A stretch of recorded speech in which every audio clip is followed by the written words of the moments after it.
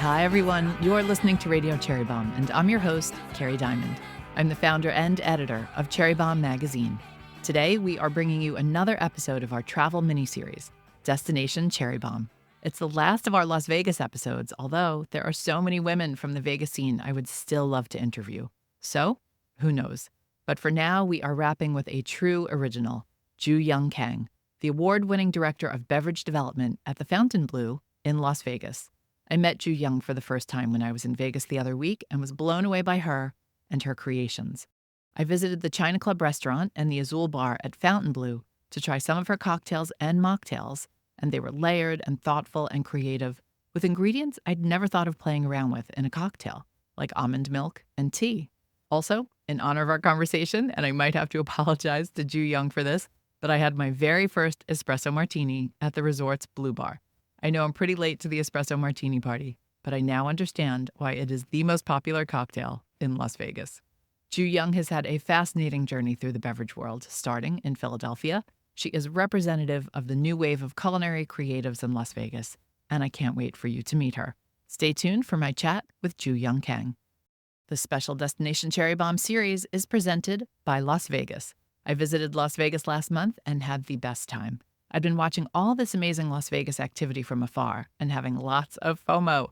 New resorts, the Sphere, all the great residencies, and most interesting to me, all the new restaurants and incredible female talent, from chefs to restaurateurs, mixologists, and pastry chefs. The city has become such a culinary destination that the 2024 World's 50 Best Restaurants Awards took place there earlier this month. Las Vegas is packed with an incredible array of restaurants, and you can find the best of the best from around the world right in this one city. Truly, no matter what you're looking for, from omakase to steakhouses, dinner and a show, lively poolside cafes, or fab food halls, Las Vegas is fully focused on hospitality and making you and your taste buds happy. Plus, whatever your food and drink preferences are, there's something for you. Zero proof, vegan options, gluten-free, it's all there. If you're like me and plan your trips around food, then put Las Vegas on your must-visit list. Learn more and plan your trip at visitlasvegas.com/culinary. And thank you to everyone who joined us at our Destination Cherry Bombe event at the Fontainebleau's La Fontaine on Monday night in Las Vegas. I was so happy to be back and meet lots of new folks from the scene. Check out my Instagram. I am at Cherry Bombe to see where the team and I ate and drank while we were there and to see some party pics. And thank you to everyone for your hospitality. I can't wait to come back to Vegas. Now, let's check in with today's guest. Juyoung, welcome to Radio Cherry Bombe. Thanks for having me. I read that you were named the most innovative bartender of the year a few years ago by the United States Bartenders Guild. That's a cool title. How did you win that? So the bartender competition circuit, they go in certain levels. When you make it to the next level and then the next, each one of those brackets are called something else. And there's always different titles, and that's where it kind of goes in. I think I came in second for the whole thing. So I got to compete in what they call the Pan American Cup. First place when I went to the World Cup. It kind of goes into that direction. It's overwhelming. When you go to the next level, you have to figure out what that market is. Your original drink may not win, so you change it a little bit so it does. Were you doing all the mixologist competitions? At that time I was. It's kind of a way for brands to recognize you and also put your name out there. And I find as a female, you kind of have to, so that they can realize who you are. I kind of feel like sometimes if you're not as dynamic as everyone else, you kind of do these things to get there so people can notice you. Although I've never been told I'm not dynamic, so.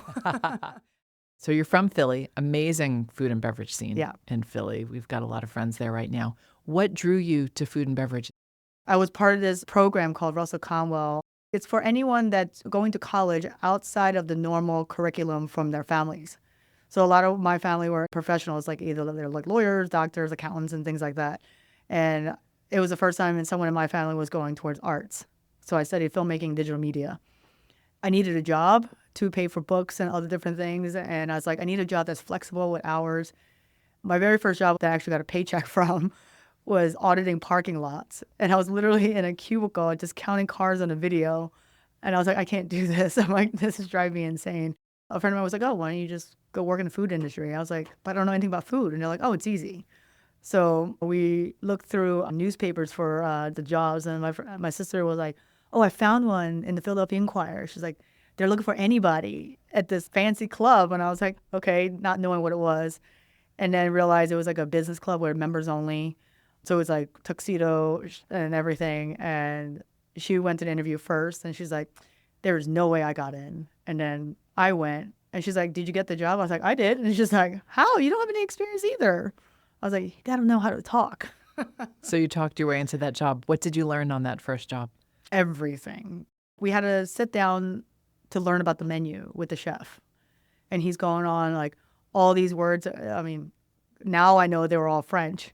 And I'm like, air corbet, I don't know what you're talking about. Julienne vegetables. Who's Julienne? Like, I mean, it was very much like an eye-opening experience because, I mean, my mom only cooked Korean food at home and my dad tried to mimic American food, which actually he was very good at, or like Italian food and things like that. So I was very much up on it, but I didn't understand how or what made them that food what it was and how it was made. And then from that job, tasting the different foods and everything, like learning from the chef, I was just like, okay, this is kind of interesting. Like, it's like there's a lot to learn. And I found it to be more interesting than going to school. But I had to finish school, otherwise I'd be a bad Asian kid. I also read you decided to start a career in bartending after tasting Johnny Walker whiskey.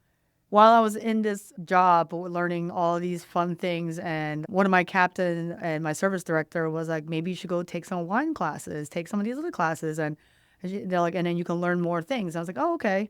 They're like, oh, you can have a whole career out of this. I was like, oh, this is kind of cool. So I started going to these wine classes. I went to like a Robert Mondavi tasting, the champagne tasting, and they were fantastic.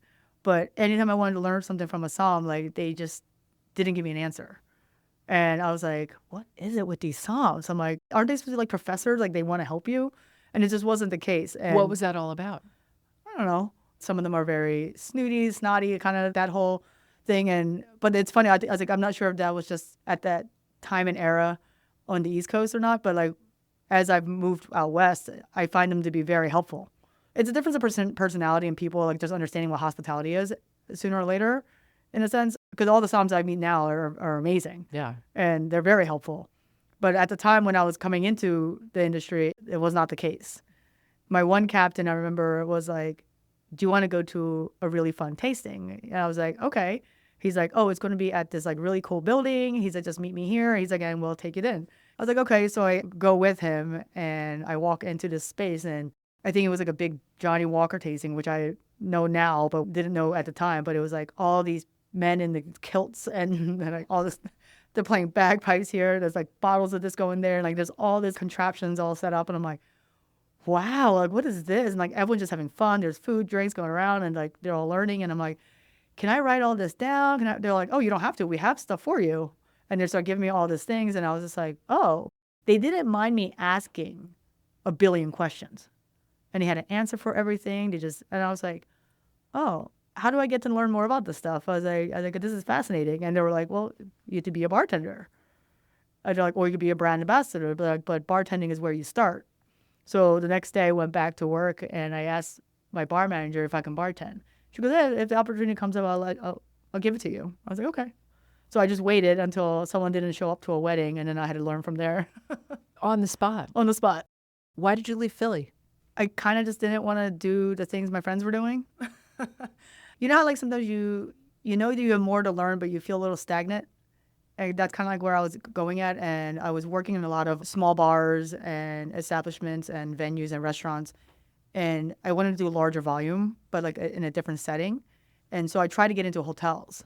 But in Philadelphia, a lot of hotels are union-based. You can interview, you can get the job, but if someone else's family member gets in because it's like the union, then they kind of like give a grant of, okay, like this is your son, we're going to let him in. I'm like, but I have experience and he doesn't. So it kind of became frustrating to get in a different establishment when you want to learn, because at that time it didn't seem to matter. And then I had a girlfriend of mine who was actually living in California, in Los Angeles, and she was like, oh, there's tons of hotels here. It's easy to move up here, because at the time she's like, they're all here to be actors and models. And she's like, and you just want to do this. I was like, well, yeah. I was like, I think I've chosen what I want to go to. So I moved to California just to work in hotels. When you say you wanted to work in hotels, you wanted to work in mixology or bartend in hotels, or you wanted to work in hospitality in general? Hospitality in general, a different establishment. I kind of just wanted to be on track with management at first. I think at the time, like even though mixology was getting up there, it wasn't really a thing. Most establishments didn't really care. I mean, I worked at a martini bar in Philly and I helped them make their menu. Did I know exactly what I was doing? Absolutely not. I think I poured this much, I counted this, and that's what we're doing. Like, there was no recipes. We were just pouring things in and going, yep, that feels right, and we went with it. So it's difficult to teach now with bartenders how to feel the bar making the drink, because back then that's what we did. And now there's like exact recipes, and so everyone just follows that, and they don't know how to get that creative edge. So you learned a more intuitive approach. Yeah. And it's hard to teach that now. That's so interesting. Yeah. Okay. Like, I'm like, you can feel the ice break, and they're just like, I don't know what you're talking about. Okay, you moved to California. I read that you loved learning about all these fresh ingredients. You started incorporating them into cocktails. Yeah, because at the time when I was bartending in Philadelphia, a lot of it just were like liqueurs and flavors that came in a bottle. The fruit that was fresh was just for garnishing, like an orange slice, a lime wedge, the neon cherries. So there wasn't much of the fruit going into the drink. And if it felt like it was fresh, it wasn't. It was like powdered stuff that went in. You think it was like country time lemonade and tang and like and into a drink and No. and it became a flavor. Oh, there's a place in Philly that use tang and it's like a I guess that could be kind of genius, but and like I mean it goes back to your childhood oh my growing up. God, Tang and Country Time Lemonade, you're Oof. taking me back. Yeah. But when I was in California, I noticed they're closer to farms and everything else. And they're like, well, if you want an apple, you just put an apple in it. If you want it to taste like cherries, you just put cherries in it. If you like strawberry, just put strawberry in it. I'm like, what? It was so random. And they're like, yeah, put tomato in it. They're like, why would you not? And I was like, well, I guess we don't have that availability. But in California, you're spoiled. You can get all that. And then I realized that in America, we're just spoiled. Because now you can just Amazon it and get it. Where a lot of my friends in other countries, they don't have that access. They're like, oh, I get limes like 3 months out of the year. I'm like, what? Like so wild. I get a full year. The way you bartend, the way you get creative is based on availability. And I think that perception changed the way I create. What made you move to Vegas? Well, besides rent being really expensive in California, I think I just got bored. I just wanted something larger or just something more. I think that has to do with me just being very ambitious. And I wanted to do more volume. The pace was too slow for me. My mind wasn't turning. What made you zoom in on Vegas? What was it about the Las Vegas scene? I had actually had several places in line. Like I was either going to go out of country or go to New York or back to Philly, maybe Chicago. But That's a big map. yeah, nothing holding me down. Nothing. Like I didn't have anything. Like I was like, I can just go wherever. What countries were you thinking of? Spain, obviously London popped in because it's English and the language is pretty easy. But I learned Spanish for a little bit, but I don't practice as much, so I don't know it as much. But if they speak slow enough, I kind of understand it. I wanted to be in a different environment.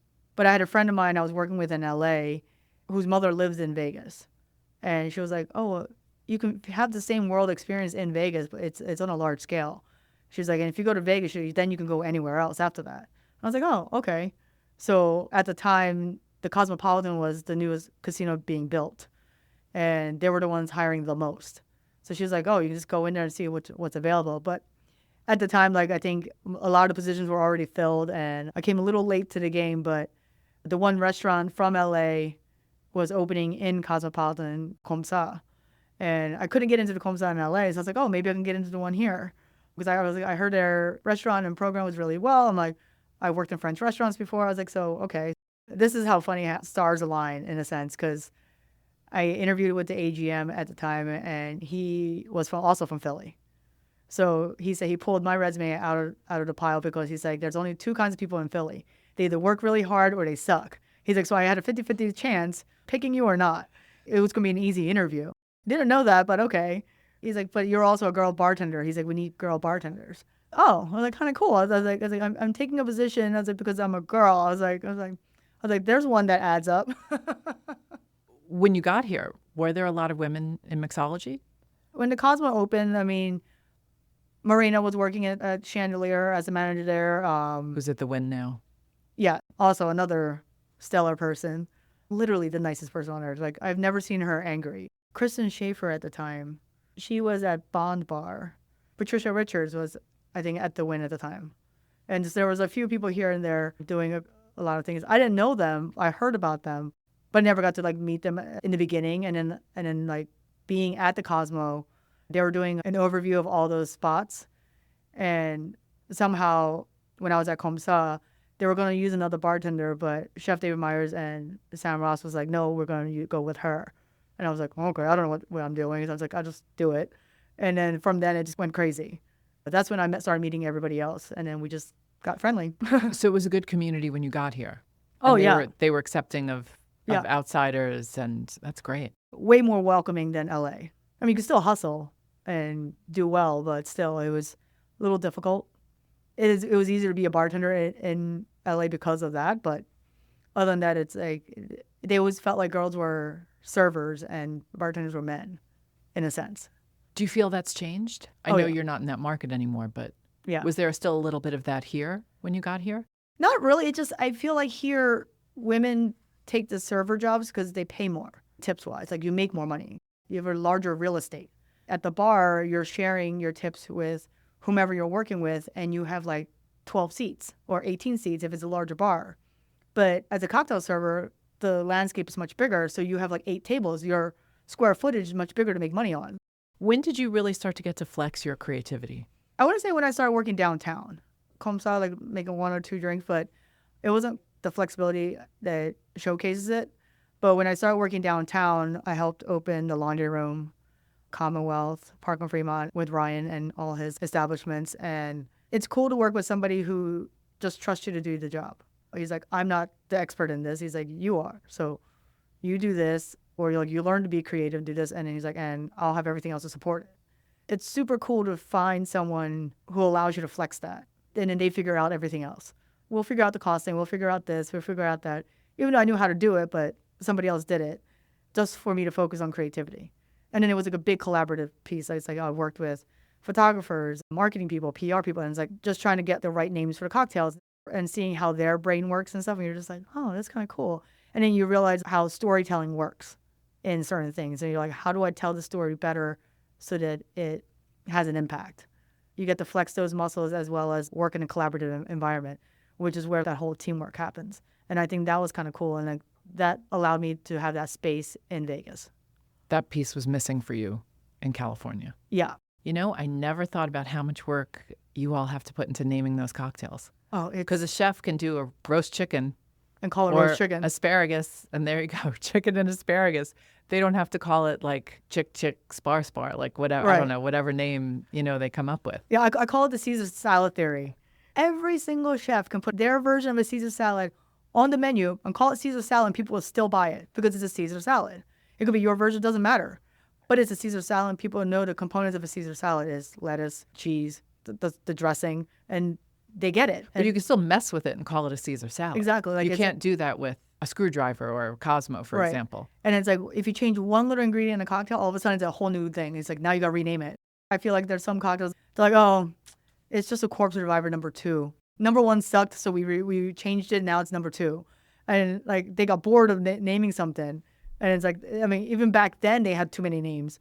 And even now, like, it's like, how many banana hammocks can you have? It's like, no, there's a lot. There's different versions of it. How do you come up with names? Do you have a thesaurus? I don't know. Do you use Chat GPT to come up with names today? What do you do?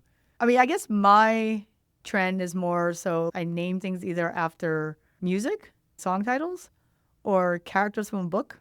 If I read something interesting and then I kind of put something together with that, my names are good then. But some of the names I'm just like, oh, I don't know. I'm just going to name something. And I'm just like, oh, this is horrible. And I know majority of it's bad. I'm like, I wouldn't say of all the names, like I would say like 85% is horrible. I'm like, oh, this is this. But those 15% I was like, and golden. I always tell people, I'm like, it's only 15% because I'm like, because it's 1 out of like 20 drinks there. I'm like, that's a good name. Are you the reason for the bars at the Fontainebleau? There's a Daft Punk quote Yeah. in the menu, and then there's an F. Scott Fitzgerald quote. That's you. Okay. They wanted me to write intros for these menus. I feel like a lot of copywriting is done to sound not just generic, but more so acceptable. Acceptable doesn't put you into history books. No one said, like, I accepted this and then got an award for it. Like, it just doesn't work. You did something dynamic and then you accepted an award. You have to drive the page to get somewhere. And most real estate, I feel like people just sell the space as opposed to selling the bar personality. Selling the space doesn't make me want to go in, but selling the personality does. So I wanted to give each of the bars, if it was a person, who would it be? And so with Collins, with the whole F. Scott Fitzgerald quote and stuff, was based on it being an old school style bar and like it's part of history and it revives itself. And so there's like a forgotten classics page and things like that because I wrote it in the terms of looking through F. Scott Fitzgerald's eyes and ears and then Ernest Hemingway's. So if you see the quotes, like some of the words, they're excerpts of their novels from A Farewell to Arms to The Gatsby and things like that. F. Scott Fitzgerald wrote everything about America from like the northern side point of view and how he had to go away to come back. Ernest Hemingway did the same thing, but he went south and came back. They were both authors that looked out looking into America. And then it became like the revolution. And I think that told a better story. And there were two very different point of views, but they're all very American. You're blowing everybody's mind. There's so much to these drinks. A drink is not just a drink at No. Fontainebleau.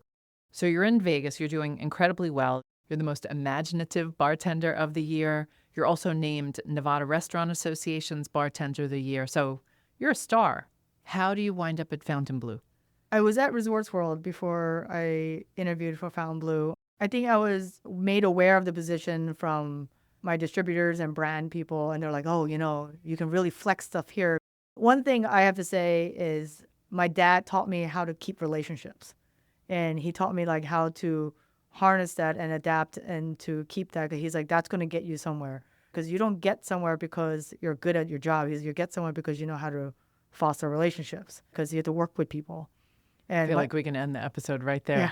That is golden advice from Dad. My dad was very good at explaining things in like layman terms in a sense for you to understand. Like he'd take very difficult situations and knew how to explain it. I think that also had to do with because he was a teacher and he always had these like little sound bites of advice that you didn't realize he was teaching you until he did. And he did like a lot of comparisons and a little storytelling. I kind of like understood what he was talking about. And then he was like, you don't have to work as hard if you know how to manage talent. You have to be able to recognize the potential and then make it work for you. In the beginning of your life, you're going to be the talent and you have to figure out how to manage that. He goes, but you also have to utilize other people's talent to work with yours to get somewhere. What I got out of that is regardless of you think that you're working by yourself, you're still working in a team. I remember I told someone one time, and this was my answer to why I got into like Tales of the Cocktail and their CAP program.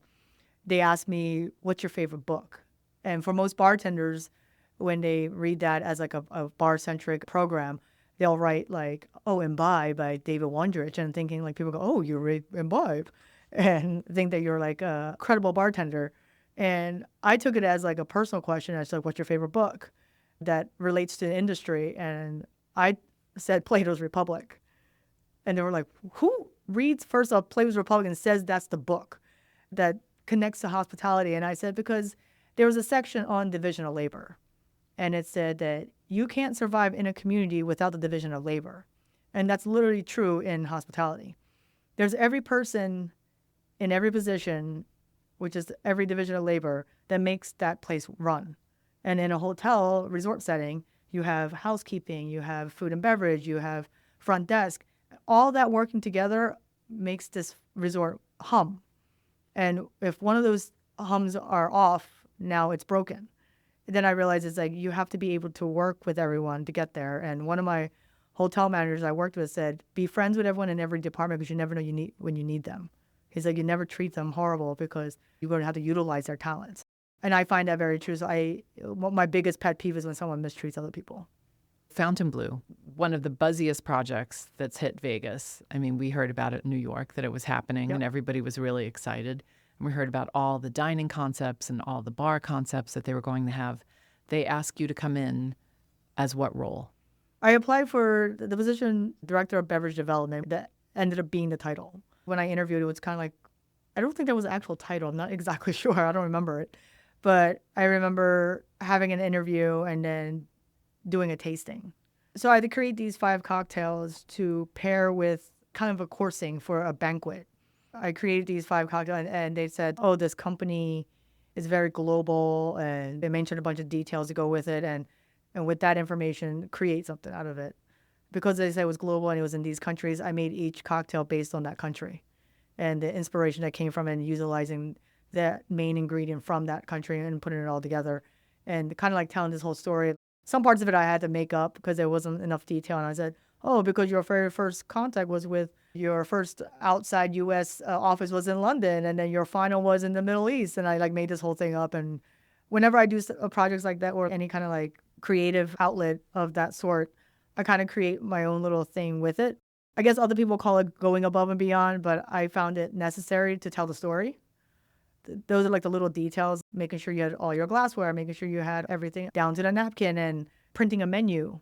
In our bartender world, it's easier to explain the cocktail that you're making and then tell everything about it. But I know with the way my memory is and most people's memory, the attention span is very short. You can tell me all the ingredients right off the bat, and I'm like, but I didn't comprehend any of it.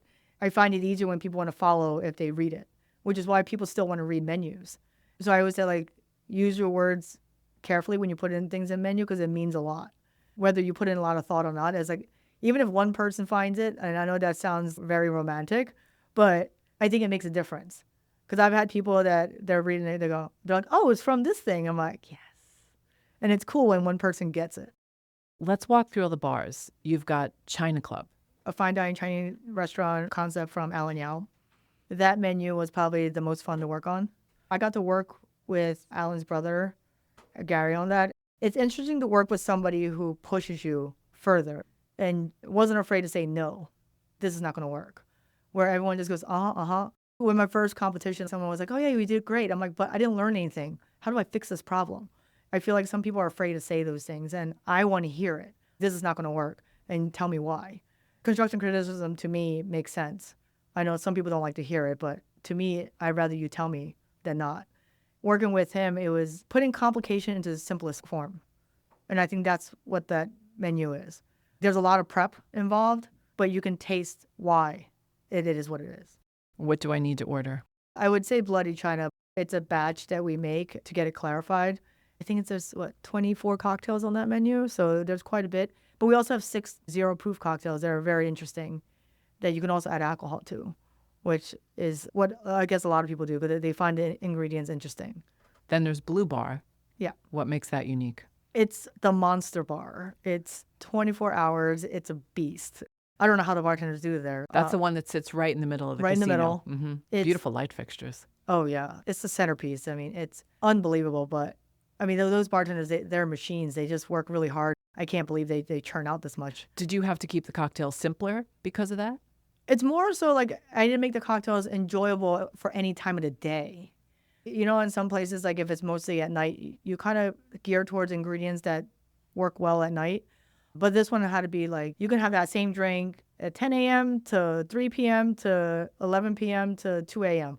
Would someone enjoy this at this time? And it's like... So interesting. It's the same thinking that goes into like an all-day menu. Yeah. Would someone want to eat pancakes all day long? You're like, yeah, they would.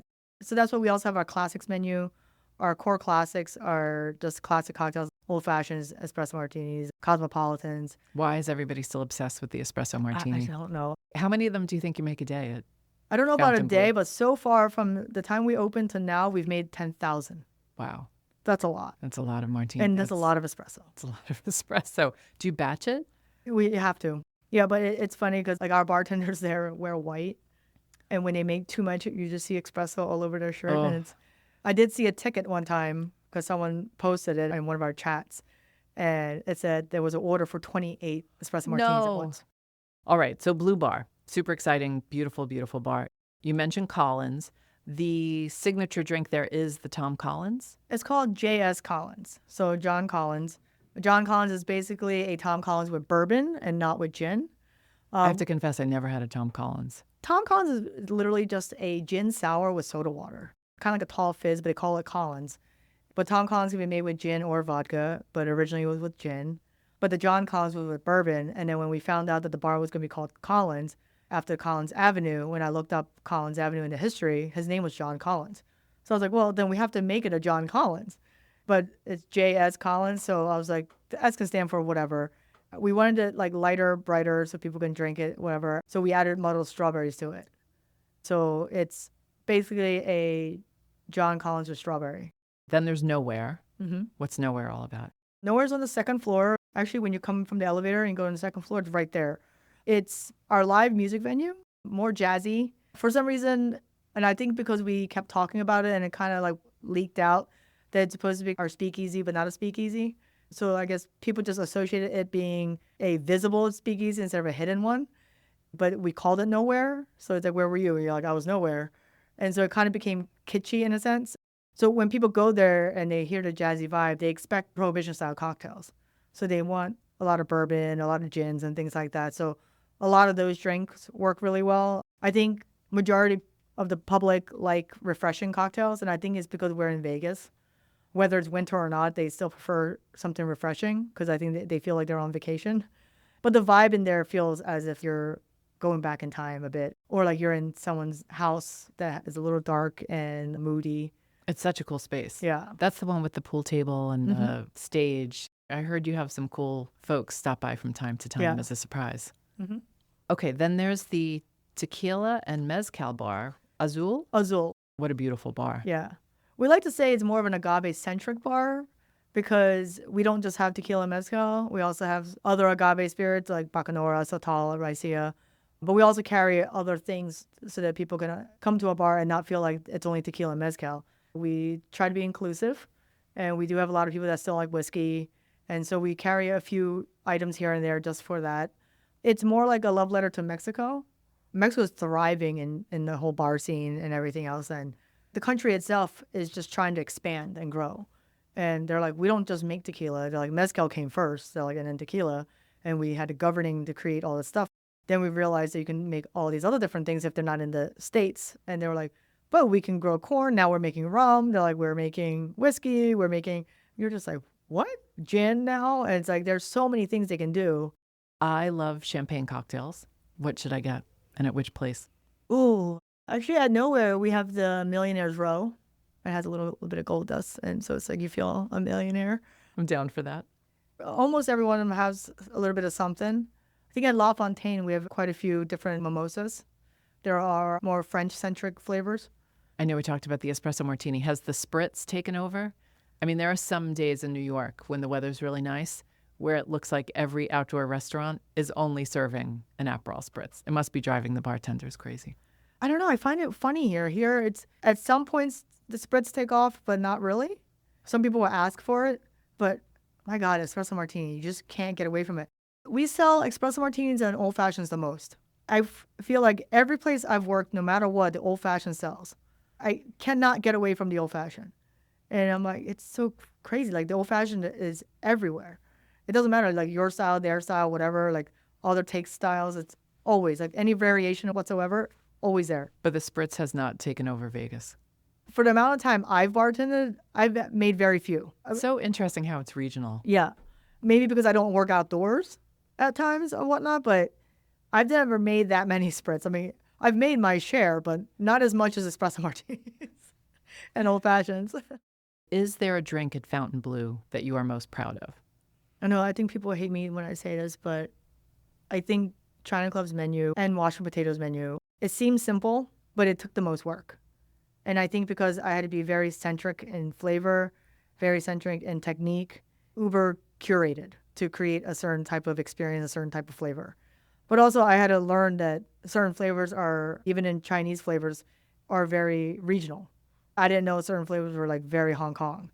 And like when they kept telling me, I'm like, I don't know the difference between mainland China and Hong Kong. I'm like, I don't know. I'm like, I'm not Chinese. I was like, so I don't know what flavors are very centric. And when I learned, I was like, oh, lychee is very Hong Kong. Like oolong tea, but this particular one was very Hong Kong. Like I didn't know that, how they make the Hong Kong tea and things like that. Like I didn't realize it was that minute. And learning that detail, I was like, huh, interesting. And it's kind of like the way, I guess, where apples are grown or what kind of carrots people use and like things like that. Like I didn't realize it was that centric, even in Asia. Have you had the chance yet to tap into Korean flavors? Yeah.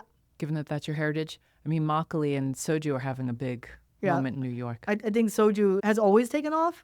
It just hasn't been used because people just use it like vodka. When you infuse things in soju, it goes on a different take.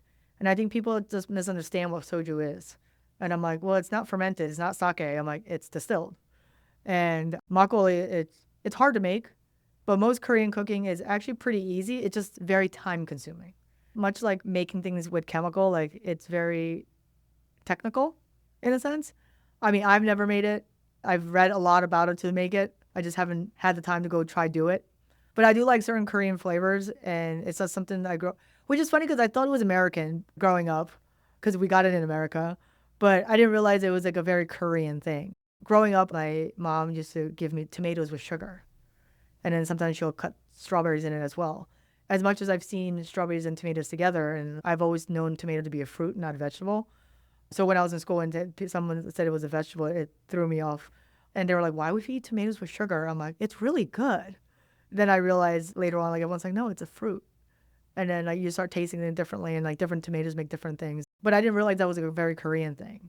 When I would talk to all the other kids at school, they're like, you're weird. No one eats that. Like you're supposed to do salt with tomato. But when I talk to other Korean kids, they go, I eat tomatoes with sugar. I was like, no kidding, me too. It's pretty cool to see like that connection. And I think I've gotten to learn more about Korean stuff as I gotten older. Because when you're a child, like it's like when you don't fit in, you try to do things that you fit in. Even though as a child I didn't care. But at times I'm like, okay, well, I guess that's a try to fit in. I can't alienate myself too much. Then I got to learn and like meet new people that were Koreans from Korea, and then Korean Americans that also grew up like me trying to learn. And so it's kind of cool to like have that connection. I'm going to ask you one last question. We usually on the show ask if you had to be trapped on a desert island with one food celebrity, who would it be? But I'm changing it up since I'm in Vegas. If you had to spend one night on the Strip, going out to eat, drinking, blackjack, whatever your game of choice is, taking in a show or two with one food celebrity, who would you run around the Strip with? Oof. One food celebrity. I think people might think this is weird because I'm also Korean, but I mean, either Roy Choi or like David Chang, only because they've brought Korean to the market. They held true to who they were to get there, even though they changed some of it to be accepted. That's interesting. And I'm trying to do that with beverage. And I know there's a lot of bartenders, even in New York, that are Korean. They're trying to bring that out, and we're trying to make it catch on. Koreans are having a moment now, from beauty products to everything else. So I think I would probably go with either of them. Okay. Because I feel like they're also very fun, but at the same time, they're not over the top. And so I feel like I would enjoy myself, but I feel like strength in numbers. Juyoung, I can't thank you enough. You are a fascinating person. Thank you. And it's been really nice getting to know you. Thank you. That's it for today's show. I would love for you to subscribe to Radio Cherry Bombe on Apple Podcast or Spotify and leave a rating and a review. Thank you again to Las Vegas for supporting our show. Learn more about Las Vegas and plan your trip at visitlasvegas.com/culinary. You can find the link in our show notes. Our theme song is by the band Tra La La. Our producers are Catherine Baker and Elizabeth Vogt. Our associate producer is Jenna Sadhu. And our content and partnerships manager is Londyn Crenshaw. Special thanks to Sticky Paws Studios in Las Vegas and to Joseph Hazen at Newsstand Studios at Rockefeller Center. Thanks for listening, everybody. You're the bomb.